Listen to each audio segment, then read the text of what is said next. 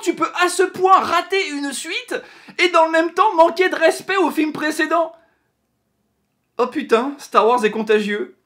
Bienvenue dans cette critique de Wonder Woman 1984, un film qui est officiellement sorti sur HBO Max. Alors c'est un service de streaming qui n'est pas encore accessible en France, mais vous pouvez y accéder avec un VPN. Pour les salles de cinéma, malheureusement, c'est un peu plus compliqué en ce moment. Comme d'habitude, on va faire une première partie sans spoiler, où je vais vous donner mon avis sur le film, et dans une seconde partie, on va analyser chronologiquement tout ce qui se passe dans le film, et toutes les incohérences, et croyez-moi, il y en a beaucoup, on va bien s'éclater. Le premier Wonder Woman était une bonne surprise, pour moi c'est un des meilleurs films du DCU alors que j'ai aucun attachement particulier au personnage de Wonder Woman. J'ai pas lu un comics sur elle, j'ai pas non plus vu la série télé des années 70 avec Linda Carter, et le personnage je l'ai juste découvert dans Justice League en 2001, la série animée Justice League que je vous conseille, c'est vraiment excellent. Donc forcément, après avoir découvert ses origines avec le premier film, j'attendais vraiment cette suite pour en apprendre un peu plus sur le personnage. Et bah, le film a beau durer 2h30, j'ai pas appris grand chose sur Wonder Woman, et le pire c'est que je me suis ennuyé. J'ai eu l'impression de regarder un énorme fillers beaucoup trop long, surtout que bah, il se passe rien dans la première heure. Plutôt que d'aller dans la continuité du premier film qui posait un univers et des personnages autour de la Première Guerre mondiale, là ils ont complètement changé de direction et on se retrouve avec un film des années 80, mais comme s'il était sorti dans les années 80. Avec tous les défauts possibles d'un film de super-héros des années 80. C'est un mélange entre Superman 3 et Superman 4 qui sont deux films de super-héros complètement débiles avec des situations grotesques. Et bah, ce Wonder Woman 1984, c'est un film complètement débile avec des situations grotesques. C'est complètement l'opposé du premier film qui était cohérent et bien foutu. Le film se passe 70 ans après les événements du premier film, donc tous les personnages que j'ai pu aimer dans le premier, toute la troupe de soldats avec qui combattait Wonder Woman sont morts, ça m'a calmé direct dès le départ. Diana vit désormais à Washington, elle travaille dans un musée, elle a une vie normale, enfin aussi normale que tu peux quand t'es immortel. Et elle va devoir faire face à un homme d'affaires, Max Lord, interprété par Pedro Pascal du Mandalorian et de Game of Thrones, qui va, disons, lui mener la vie dure à cause de ses pouvoirs. Voilà, comme ça j'ai vraiment rien spoilé. Ça sera aussi l'occasion de retrouver Chris Pine, qu'on avait vu dans le premier film. Alors c'est pas un spoiler, il est dans tous les trailers. Malheureusement, comme tout le film, les circonstances de son retour sont complètement débiles. En fait, j'ai du mal à croire que ça soit réalisé par Patty Jenkins qui avait fait le premier Wonder Woman, tellement les films sont différents. Après, la différence, c'est que le premier avait été écrit, entre autres, par Zack Snyder, qui est du coup responsable du renouveau du DC Universe au cinéma, depuis Man of Steel. Alors que là, c'est un scénario original écrit par Patty Jenkins elle-même. Et elle a fait n'importe quoi, parce que ce film n'a aucun sens, il y a des incohérences toutes les 5 minutes, et surtout, ce film ne fait pas honneur au personnage de Wonder Woman. Et pourtant, le film a des atouts, hein. Les années 80 sont très bien reproduites, on s'y croirait. Que ça soit les accessoires, les costumes, les boutiques ou les bagnoles, le nombre incroyable de vieilles bagnoles dans un état parfait qu'il y a dans ce film. Là, on comprend où sont passés les 200 millions de dollars. Là, pour le coup, c'est un des films qui je trouve, qui retranscrit le mieux les années 80. Malheureusement, c'est tout ce que je vois de positif vraiment dans ce film. Même les effets spéciaux, ils sont complètement ratés. C'est bizarre parce que c'était vraiment bien fait dans le premier Wonder Woman, mais là, on a l'impression de voir des effets spéciaux qui ont 40 ans de retard. Comme si ce film se voulait être une parodie des films de super-héros des années 80. Un peu comme OSS 117 qui parodiait les combats et les effets spéciaux des vieux films de James Bond. Sauf que ce film-là, c'est pas une comédie, ça se prend au premier degré, le film se prend au sérieux, et c'est des sujets graves qui sont abordés dans le film. Donc à côté de ça, ça fait très bizarre de voir Wonder Woman qui marche comme ça, comme Clark Kent marchait dans Superman en 1978. Il y a un truc qui va pas, il y a un décalage qui va pas. Soit tu fais une comédie assumée où tu pastiches effectivement les films de super-héros des années 80, et ça peut être très réussi, mais là le film, si vous voyez, il a le cul entre deux chaises, et c'est pour ça que ça fonctionne pas, pour moi en tout cas. Ce qui est un peu dommage aussi, c'est qu'il n'y a pas une musique vraiment mémorable des années 80 utilisée dans le film, je sais pas, un Michael Jackson, un Phil Collins, n'importe quoi, il y a pas une musique vraiment qui te dit « je suis dans les années 80 », les décors sont parfaits, il y a même une salle d'arcade, mais niveau musique c'est le néant, et le pire, c'est que c'est la première fois que je suis déçu du travail de Hans Zimmer. Pourtant, les musiques du premier film, elles étaient géniales. Elles étaient composées par Rupert Gregson Williams, le frère de Harry, qui est très connu, qui a fait entre autres les musiques de Metal Gear Solid 2. Mais là, je sais pas pourquoi, il a été remplacé par Hans Zimmer, qui fait le minimum syndical. Le thème de Wonder Woman, il est là, mais il est pas nouveau. Il date de 2015 pour Batman vs Superman. Il n'y a aucun nouveau thème qui ressort dans ce film, et le pire, c'est qu'il réutilise exactement la même musique que l'intro de Batman vs Superman. Enfin, pourquoi est-ce qu'il y a le thème des origines de Batman dans un film Wonder Woman? D'habitude, Hans Zimmer, il recycle un petit peu ses musiques, mais il y a toujours un truc différent. Là, c'est la même musique. C'est copier-coller la musique des origines de Batman, du début de Batman vs Superman. Copier-coller à la fin de Wonder Woman. C'est hallucinant. Donc je sais pas ce qui s'est passé. Je sais pas. Parlons un peu des acteurs. Alors Gal Gadot, elle est très bien. Pour moi, il n'y a pas de contestation possible. Elle est parfaite en Wonder Woman. Le petit souci, c'est qu'on lui fait jouer de la merde. Mais elle fait ce qu'elle peut. Chris Pine, je le trouve aussi très bon, mais il est un peu OSEF. Et ça va avec son personnage, qui est un peu une sorte d'acolyte. Il sert à rien dans le film. Et la façon dont il est amené, encore une fois, on en parlait dans les spoilers, mais elle est débile. Mais l'acteur s'en tire bien. Par contre, Pedro Pascal, mais il est mauvais! Il est mauvais! C'est incroyable! J'ai du mal à croire que c'est le même type qui joue dans le Mandalorien. C'est pas possible, qu'est-ce qui s'est passé? Il en fait des tonnes. On dirait qu'il joue un personnage de dessin animé. Est-ce qu'on lui a demandé de jouer mal? Enfin, je vous jure, il est mauvais! Il est mauvais! Et on voit quasiment que lui à l'écran, sur 2h30, on doit le voir plus d'1 heure, juste lui. Ce film, c'est pas Wonder Woman 1984, c'est Pedro Pascal 1984. Il y a quelques petites autres choses qui me viennent en tête avant qu'on passe à la partie spoiler.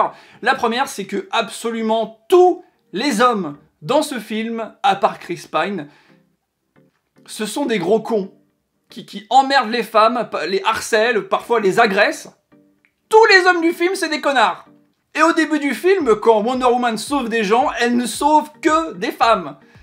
Et des petites filles. Et les méchants, évidemment, c'est que des hommes. Alors attention, je suis pas pro ou anti-féminisme, et je comprends qu'on fasse passer des messages dans les films, mais là, c'est vraiment fait à la truelle, quoi. Autre chose aussi, c'est que ce film part avec un sérieux handicap, puisqu'il faut qu'il soit dans la continuité du premier et de Batman vs Superman, où eh bien, c'est la première apparition dans le DCU de Wonder Woman. Et comme le personnage ne se révèle au monde que dans Batman vs Superman, il faut que Diana soit discrète. Sauf que là, elle n'est pas du tout discrète.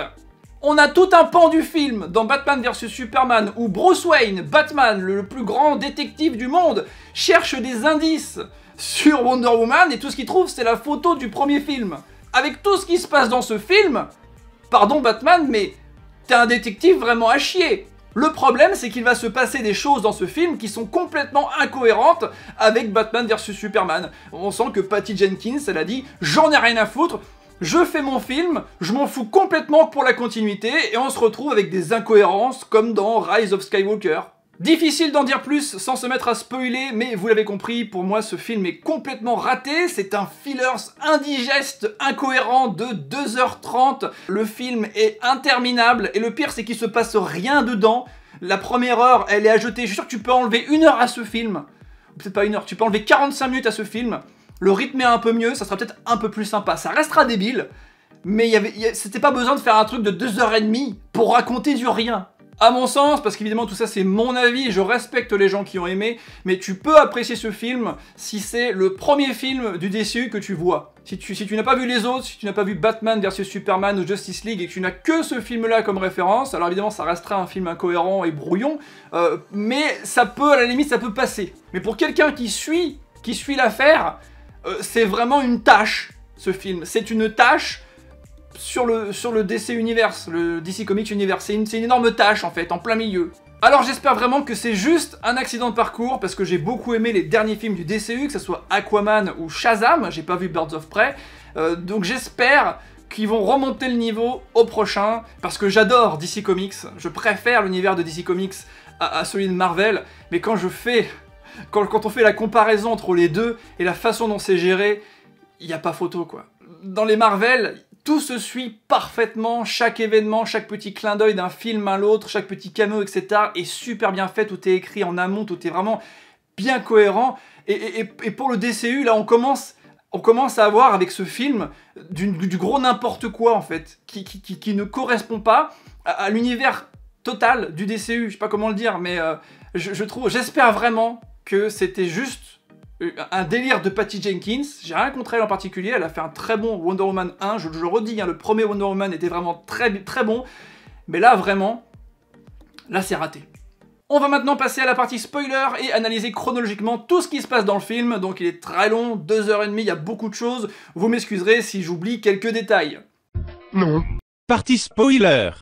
Le film commence par un flashback de l'enfance de Diana sur l'île des Amazones, qui participe à une compétition sportive, et c'est déjà la première incohérence avec le premier Wonder Woman, car la mère de Diana refuse qu'elle soit entraînée enfant, et pourtant on la voit participer à genre 9-10 ans à cette espèce de triathlon très musclé avec tir à l'arc et tout le bordel. C'est que un peu plus tard, dans le premier film, quand elle est ado, que sa mère la surprend en train de s'entraîner en douce, et là elle accepte qu'elle soit entraînée. Bref, Diana triche pour essayer de gagner, mais elle se fait choper et elle apprend qu'il faut pas tricher dans la vie, c'est pas bien. Et c'est tout, on ne reverra plus du tout l'île des Amazones. Je pensais vraiment qu'on en aurait un peu plus dans ce film, j'imaginais que Diana allait y retourner, mais non. On arrive ensuite directement en 1984, donc presque 70 ans après les événements du premier film, mais Diana n'a pas du tout vieilli car c'est une déesse, et on la voit en costume de Wonder Woman en train de sauver des gens dans la rue et dans un mall, car il y a un hold-up et une prise d'otage. Et apparemment, elle fait pas du tout profil bas, contrairement à ce qu'elle dit dans Batman vs Superman.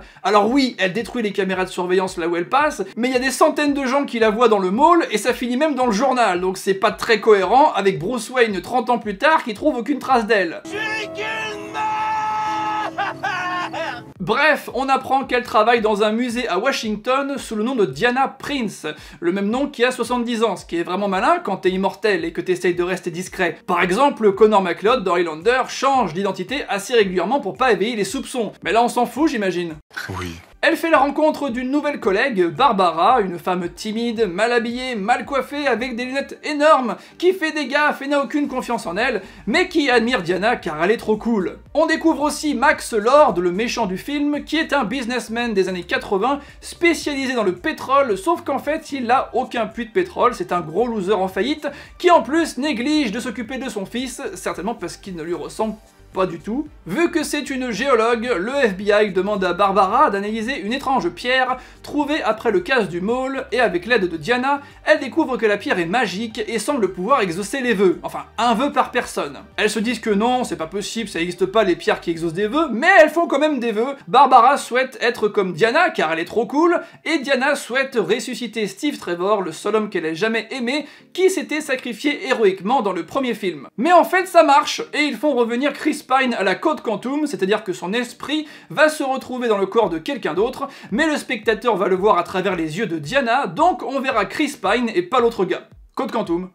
Et sans aucune pensée pour le pauvre gars qui avait rien demandé et qui a sûrement une famille, des amis, une vie tout simplement, ils vont se remettre ensemble et Steve va découvrir les années 80 comme Wonder Woman avait découvert les années 10 dans le premier film. Quant à Barbara, elle devient super balèze comme Diana et en plus elle prend confiance en elle, grâce à la fameuse technique du « je retire mes grosses lunettes de geek », elle devient sexy. Littéralement. Elle se transforme pas, elle était déjà comme ça, elle avait juste des lunettes. Attendez, je vais essayer. Oh putain, ça marche! Diana commence à suspecter que peut-être la pierre exauce vraiment les vœux, mais c'est trop tard car Max Lord séduit Barbara et la vole. C'est le seul qui connaisse l'existence de la pierre et son véritable pouvoir, on sait pas trop pourquoi d'ailleurs, mais il y a même son nom dans la caisse de la pierre. Tu vas me dire que la police elle a pas vérifié dans la caisse avant de confier ça au musée, et plutôt que de faire un souhait logique et cohérent, genre que ces puits de pétrole se mettent subitement à faire du pétrole, ce qui suffirait pour le rendre riche, il va demander à devenir la pierre. En gros, il devient un génie de la lampe, sans lampe, et il peut accorder les vœux de tout le monde, mais il va faire en sorte que ça soit ses vœux qui sont exaucés, car à chaque fois qu'une personne fait un vœu, il lui prend quelque chose en échange. C'est comme ça que fonctionne la pierre. Diana va perdre ses pouvoirs petit à petit et Barbara va perdre sa gentillesse et son humanité, mais on y reviendra. Max Lord utilise donc ses pouvoirs pour devenir subitement riche et avoir beaucoup de succès, ce qui met la puce à l'oreille de Diana qui se demande s'il n'aurait pas utilisé la pierre, dis donc. Elle va donc à son bureau avec Steve pour le rencontrer, mais pas de chance, il est justement parti en Égypte pour récupérer le marché du pétrole là-bas aussi. Et là, il se passe un des premiers trucs vraiment débiles du film, il décide d'aller en Égypte donc, mais Diana dit « On peut pas y aller, tu n'as pas de passeport ». Alors, je veux bien admettre que Steve Trevor, mort depuis 70 ans, n'a pas de passeport, mais il est dans le corps d'un autre mec qui vit en 1984, qui lui a certainement un passeport. Donc suffit de retourner à l'appartement le chercher, non? Ou dans son sac banane. Non, à la place, ils vont au musée de l'aviation de Washington, ils entrent en pleine nuit grâce au pass de Diana, et ils volent un jet. Donc dans ce musée, il y a des avions qui fonctionnent parfaitement, qui ont le plein de carburant, et qui sont dehors sur une piste d'atterrissage avec les clés sur le contact. Les années 80. Et Steve, qui était pilote pendant la Première Guerre mondiale sur des biplaces, n'a aucune difficulté à manœuvrer un jet ultra sophistiqué des années 80, ce qui est parfaitement logique. Et pour échapper au radar, Diana rend le jet invisible avec un nouveau pouvoir qui sort de nulle part, mais qui est justifié en une ligne de dialogue, car elle dit que ça lui vient de son père Zeus, qui avait rendu invisible l'île des Amazones, et qu'elle s'entraîne à le faire depuis 50 ans sur des mugs. Oh putain, ça marche! Alors ce jet invisible de Wonder Woman, ça existe dans les comics, donc je suppose que c'est legit.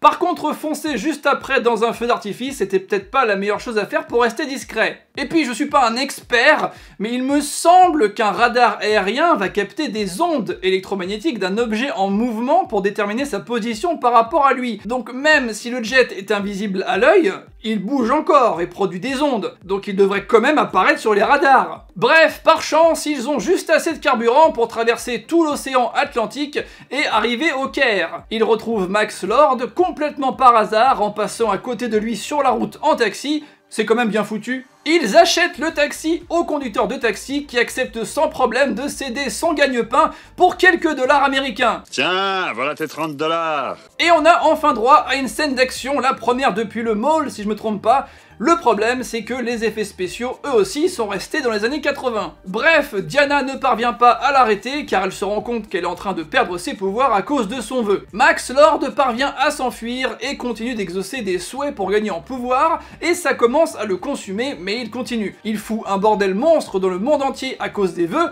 et il trouve le moyen de rencontrer le président des États-Unis, qui à l'époque est censé être Ronald Reagan. Et en pleine guerre froide, il crée des grosses tensions de guerre nucléaire entre les Russes et les Américains. Pendant ce temps-là, Diana et Steve sont revenus du Caire comme par magie, et ils vont voir avec Barbara, un spécialiste de la pierre, qui leur dit qu'il faut détruire la pierre ou annuler son vœu pour tout arrêter. Diana se rend compte qu'elle va encore devoir dire adieu à Steve pour sauver le monde, et Barbara que si Max Lord meurt, elle perdra ses pouvoirs et elle veut pas du tout, du coup elle devient méchante, et alors que Diana et Steve essayent d'intercepter Max Lord à la Maison Blanche, elle se met en travers de leur chemin, habillée avec des peaux d'animaux, et on comprend que c'est une façon subtile de nous montrer que c'est Cheetah, la pire ennemie historique dans les comics de Wonder Woman, même s'il me semble qu'à aucun moment elle est appelée comme ça dans le film. Sans ses pouvoirs, Diana se fait botter le cul et elle est obligée de renoncer à son vœu pour les retrouver, et dit une nouvelle fois adieu à Steve. Oh bravo. Le retour de Steve dans ce film aurait juste dû pas arriver. On sent qu'ils ont absolument voulu mettre un peu du casting du film précédent pour pas trop déstabiliser le spectateur, donc on a cette scène d'intro sur l'île des Amazones qui n'apporte rien, mais qui permet de revoir des têtes connues, mais le fait que Steve revienne fait perdre le côté épique et héroïque de son sacrifice dans le premier film, quand il se fait exploser dans l'avion pour sauver Londres. Surtout qu'il revient pour rien, c'est juste le sidekick de Diana, à part conduire le jet de façon inexplicable, il ne sert à rien. Et s'il n'avait pas été là, elle serait quand même allée au Caire en avion normal. Donc ce retour était complètement inutile, surtout que c'est même pas un vrai retour, il prend le contrôle d'un autre gars, comme un Goa'uld dans Stargate. Et tu te doutes dès le début qu'il va pas rester, il y a même pas de suspense, c'est complètement raté, il y a aucune émotion à la fin quand elle lui dit au revoir. Est-ce qu'on était censé être ému à ce moment-là? Parce que moi pas du tout, hein. Bref, Diana découvre ensuite qu'elle peut voler, car Steve lui avait dit dans le jet que voler c'était simple, donc ben maintenant Elle vole. Même si c'est incohérent avec Batman vs Superman et Justice League où elle ne vole pas, elle fait plutôt des grands bonds, mais bon, on n'est plus à ça près. Oh, et puis elle attrape un avion en plein ciel avec son lasso et des éclairs aussi, j'ai pas trop compris pourquoi. Et on entre dans le dernier acte du film. Grâce à une technologie futuriste incroyable appelée télévision, Max Lord se fait diffuser sur les écrans du monde entier et demande aux gens de faire des vœux. Et tout le monde fait un vœu égoïste. Enfin, tous ceux qui parlent anglais et qui comprennent ce qu'il dit, évidemment. Ça fout encore plus le bordel et ça le rend encore plus puissant. Pendant ce temps-là, Diana passe chez elle récupérer sa nouvelle armure, teasée pendant tout le film, et elle arrive au studio de retransmission où elle fait face à Evil Barbara Cheetah, qui a pleinement embrassé le côté obscur et a fait un second souhait, ce qui logiquement devrait pas être possible d'ailleurs, pour devenir une prédatrice, et elle se retrouve transformée en une sorte de chat jaguar humanoïde horrible et très mal fait. Après, ça reste fidèle, j'imagine, au personnage de Cheetah dans les comics. Elle se fout ensuite sur la gueule, l'armure de Diana n'a absolument aucune influence sur le combat autre que de faire vendre des jouets, et après un affrontement brouillon où on comprend rien car c'est filmé de nuit, Diana se débarrasse de Cheetah en l'électrocutant, sans que ça la touche elle, alors qu'elle est aussi dans l'eau et qu'elles sont censées avoir les mêmes pouvoirs. Diana entre alors dans le studio, mais elle ne peut pas approcher Max Lord, car il y a du vent. Je sais pas trop pourquoi d'ailleurs. Bref, elle ne peut pas l'atteindre, alors pour couper la retransmission, elle renverse la caméra avec son lasso. Mais c'est pas fini, car Max Lord, ou plutôt Pedro Pascal, qui en fait des tonnes, va entrer dans un faisceau lumineux que j'ai pas compris ce que c'était, et il va pouvoir continuer à s'adresser au monde entier par télépathie, j'imagine, je sais pas. Je sais plus. Et alors que tout semble perdu, Diana va réussir à accrocher son lasso à la cheville de Max et elle va se mettre à communiquer avec la Terre entière et leur demander de tous annuler leurs vœux avec un speech larmoyant et pathétique, bourré de bons sentiments qui te mettent mal à l'aise tellement c'est cringe. Et pour finir, elle montre à Max avec le lasso l'image de son fils perdu en plein chaos à Washington alors que les missiles nucléaires russes sont à quelques minutes d'anéantir les États-Unis. Et il finit par renoncer à son vœu pour le sauver. Il perd donc toute l'influence qu'il avait sur l'armée américaine, obtenue avec le vœu du président, mais il repart quand même avec l'hélicoptère de la Maison Blanche à Washington, et il retrouve son fils en 15 secondes chrono dans un magnifique hommage à l'incroyable voyage. C'est vraiment un sacré coup de bol que son fils passait justement par là. On ne saura pas ce qu'il devient, s'il va en prison ou quoi, c'est la dernière fois qu'on le verra. Par contre, le monde, lui, est dans un énorme bordel. Même si les gens ont annulé leurs vœux, ce qui est arrivé, est arrivé. Il y a forcément eu des catastrophes, des morts, mais on s'en fout. On verra absolument pas les conséquences de tout ça. On ne verra pas non plus ce qui arrive à Barbara, qui du coup est redevenue humaine. Son personnage n'aura pas de conclusion. C'est vrai que 2h30 c'était un peu court, je peux comprendre qu'elle n'a pas eu le temps de conclure les personnages. Et la dernière scène se passe en plein hiver, alors qu'on était le 4 juillet pendant les événements du film. Diana croise le mec qui a servi d'hôte à Steve Trevor, évidemment il passait là par hasard, et il est habillé comme en été, alors qu'il neige, il a juste un manteau, mais en dessous la même chemise, histoire de faire encore une blague sur le vêtement des années 80, et au cas où on serait vraiment très con, de nous rappeler que oui, c'est bien lui qui était possédé par l'esprit de Steve. Et le film se termine sur Wonder Woman qui vole vers de nouvelles aventures en plein soleil, donc on n'est plus du tout en hiver, ce qui me fait penser que cette scène avec la neige a peut-être été rajoutée au dernier moment en catastrophe, car à la base le film devait sortir en été 2020 et a été repoussé en décembre à cause des événements, et que c'est plus sympa pour un film qui sort à Noël d'avoir des images de période de Noël. Alors c'est juste une déduction qui me vient là, mais si c'est ça la raison, c'est complètement débile. Mais le film n'est pas tout à fait terminé car il y a une scène post-crédit avec un caméo plutôt sympa de Linda Carter, la Wonder Woman de la série télé des années 70, qui était en fait Athéna, c'est à elle qu'appartient l'armure dorée pour vendre des jouets. Donc si je résume, dans ce film, Wonder Woman entre par effraction dans un bâtiment gouvernemental en montrant bien son badge à la caméra, elle vole un avion, elle entre par effraction dans la Maison Blanche et se bat avec tout le service de sécurité du président, mais elle aura aucun ennui avec la justice et il n'y aura aucune trace de son existence à part une vieille photo de la Première Guerre mondiale. On nous prend vraiment pour des teubés. Je sais pas comment tu peux rater un film comme ça. Pour moi, c'est le pire film du DCU. Juste au-dessus de Suicide Squad, mais vraiment, pas beaucoup d'écart entre les deux. Et à côté de ce film, Justice League, c'est un chef-d'œuvre. J'espère vraiment que les prochains films de DC Comics comme The Batman, Flash ou même la nouvelle version de la Justice League de Zack Snyder vont remonter le niveau, parce que après ce Wonder Woman 1984, c'est pas le DCU, c'est le décédé. Il est décédé. Bref, merci d'avoir regardé cette vidéo en entier. Si ça vous a plu, pensez à mettre un pouce vers le haut, à vous abonner et surtout à me dire dans les commentaires ce que vous avez pensé de ce film, de ce Wonder Woman 1984, si vous avez aimé, si vous n'avez pas aimé, qu'on puisse en débattre. Vous le savez, je réponds très souvent aux commentaires. Un grand merci aux personnes qui soutiennent la chaîne et celle des lives sur le Utip.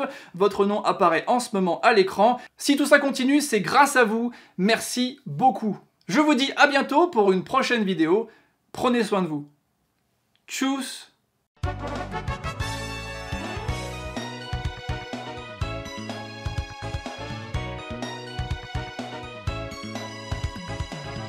Bonne année. Tu dis bonne année? Elle vous dit bonne année. En fait, non.